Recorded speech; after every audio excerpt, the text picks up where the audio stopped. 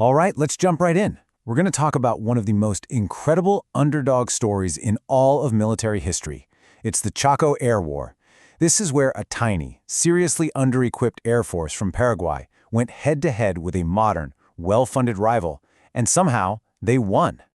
So that's the big question, right? The puzzle we're going to try and solve here. It kind of flips everything we think we know about technology and warfare on its head. I mean, how on earth did pilots in these old, slow biplanes manage to just dominate the skies? Well, let's get into it. First things first, you have to understand just how lopsided this matchup was. I mean, on paper, it was a total mismatch. We are talking a classic David versus Goliath story, playing out in the skies over South America back in the 1930s. Okay, so look at this. In one corner, you've got Bolivia. They are the heavy favorite, no question. They've got modern fighters, way more money, and a very formal, by-the-book military doctrine. And then, in the other corner, you have Paraguay, the complete underdog. They're flying older planes, they have barely any resources, and get this, no formal air combat doctrine to speak of. You look at that, and you'd bet on a quick Bolivian win, every single time. But that's not what happened at all. So why? Our first big clue, our first argument, really comes down to the pilots themselves, their ingenuity, their pure skill. It turns out this war wasn't just about the machines, it was about the men inside them. See, the Paraguayan pilots were smart. They knew they couldn't win a straight-up fight. Trying to go up against Bolivia's faster, more powerful planes in a high-altitude dogfight, that was a losing game. So they didn't play it. They just completely rewrote the rulebook. They took their weaknesses and, believe it or not, turned them into strengths. And this is where things get really wild. They basically invented this whole new style of fighting they called bush dogfighting. Think about this. They were using the jungle canopy below them for cover, popping up for surprise attacks from underneath. They figured out the blind spots on the enemy planes and just hammered them. They forced the fights into these slow, close-quarters turning battles where speed didn't matter. It completely neutralized Bolivia's advantage, just a masterclass in how to fight an enemy that's supposed to be stronger than you. And here's another piece of the puzzle, a really critical human element. Because resources were so tight, a lot of the Paraguayan pilots had to be their own mechanics. This created this kind of pilot-mechanic hybrid. What that meant was they knew their planes, they knew them inside and out. And the results? Their planes were always ready to go. They kept those old birds flying way more reliably than the Bolivians could with their fancy, complex machines that just couldn't handle the conditions. Okay, so amazing pilots are one thing, but pure skill in the cockpit isn't enough to win an entire war, right? And that brings us to the second massive factor here, strategy, the big picture. See, Paraguay didn't just outfly Bolivia, they outthought them. They were winning in the command tent, basically inventing a whole new way to use air power as they went. And you can actually watch their strategy evolve in real time. It started simple, just basic reconnaissance flights. But then it got more sophisticated. Suddenly, the pilots were the eyes for the artillery on the ground, calling in strikes. Then they started doing their own tactical bombing. And finally, they put it all together into this seamless, integrated air-ground assault. This was a kind of flexibility that Bolivia's by-the-book military just couldn't keep up with.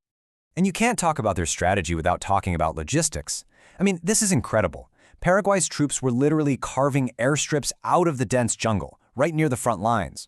So what does that do? It means their planes could land, get repaired, refueled, rearmed, and be back in the fight in no time. This gave them an operational tempo, a speed, that Bolivia, stuck operating from its big, faraway bases, just had no answer for. Now, if you want to see how these two ideas, pilot skill and grand strategy, came together, look no further than the Battle of Nanawa. It's the perfect case study. If you ask a pilot, they'll tell you they won because of sheer guts and dogfighting skill against overwhelming odds. But if you ask a strategist, they'll say it was the flawless air-ground coordination. The planes provided the intel that let the army on the ground absolutely crush the Bolivian attack. The thing is, they're both right. You needed both to win. But there was another factor at play here. A third, silent combatant in this war that shaped everything. And that was the Gran Chaco itself. The environment was absolutely brutal. And in many ways, it was the great equalizer. For the technology of the 1930s, the Chaco was a complete nightmare. You had extreme heat that would literally warp the metal on airplane wings.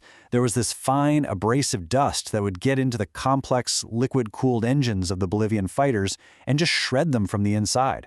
Meanwhile, Paraguay's simpler, tougher, air-cooled engines, they handled it much better. Add in a dense jungle canopy that hid everything, and vast distances that made supply lines a joke, it was just a terrible place to fight a modern war. So let's put it all together. You take the pilot's ingenuity, you add the strategist's flexible doctrine, and then you throw in this brutal, unforgiving environment. When you see all three pieces, you start to get a really clear picture of how this incredible upset actually happened. It's just a perfect lesson in asymmetric warfare. At the end of the day, it's simple. Bolivia had the better tech, but Paraguay had better adaptability. And in a place like the Chaco, that was the only thing that mattered. Their real weapon wasn't a plane or a gun. It was the ability to think on their feet, to innovate, and to overcome the insane challenges of the battlefield. So you see, there was no silver bullet here. Paraguay's victory wasn't about just one thing. It was this powerful mix of pilot skill and tactics, a smart, flexible strategy, and this radical, almost instinctual adaptation to their environment. Each part was absolutely critical, and when you put them all together, well, it turned out to be an unbeatable combination. And all this leaves us with a really interesting question for our own time, doesn't it? Today, we're looking at a future of warfare dominated by drones, AI, and cyber attacks. So, does a story like this from almost 100 years ago still matter? Is that human element, the ingenuity, the adaptability of the person in the fight, still the thing that reigns supreme? It's definitely something to think about.